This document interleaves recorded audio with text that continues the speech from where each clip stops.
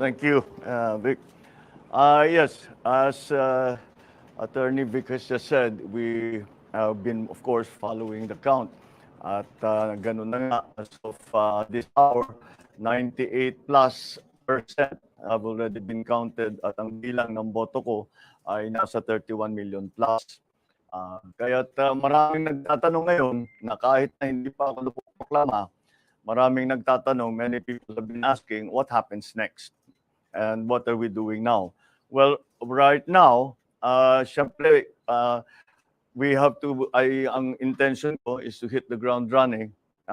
Kung sakali man, matuloy ang proklamasyon in later this month, ay kailangan nakahanda na tayo. So pinag-uusapan na namin ang appointment.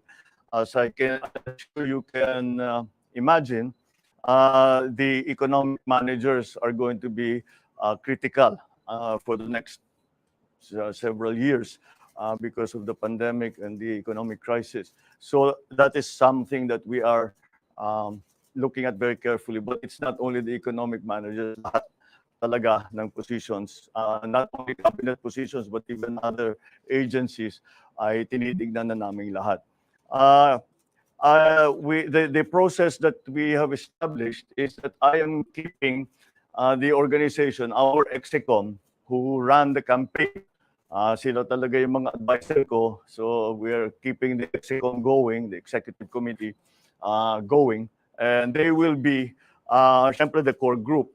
But ang thinking ko is that each department, we have to talk to the specialists in that discipline or in the sector.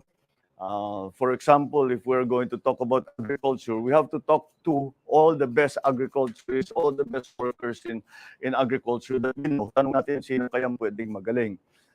The same thing with all the other departments. So there is a core group, and all the other departments are also will also have their own advisors that will advise the I suppose the standing committee and of course myself.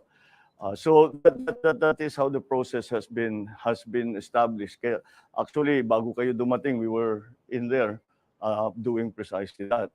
I'm continued to be guided by, as I've said before, a competence and a willingness to work with the next administration.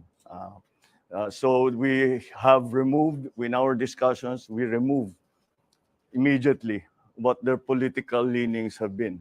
Kung lumaban ba sa atin, kung sumama ba sa atin, that's not going to be part of the discussion. I'm also guided by the critical areas that we talked about during the campaign. So yun ang mga inuuna natin. Of course, it's the economy, prices, it's the price of energy, lack of jobs, education, infrastructure, all of these areas that are going to be critical in the next years. So ganun ang aming ginagawa, and that has been the process. So far. I'm also guided by the fact that 31 million of our kababayans have voted for unity. And I am guided by that in the sense that I will continue to work for a government an administration that gives voice to everyone who wants to help. We may not agree. We may not in the end do. We might do exactly as they say, but whatever it is, it is not important who the messenger is. The importance is going to be the message. In the next few days, I will be talking every day. There will be something to announce because marami na talaga kami ginagawa. So in the next few days, we will continue to keep you informed about what's going on. And I think I am already authorized by to announce the first nominee that we will be giving to the Commission on Appointments when the time comes, should I be proclaimed.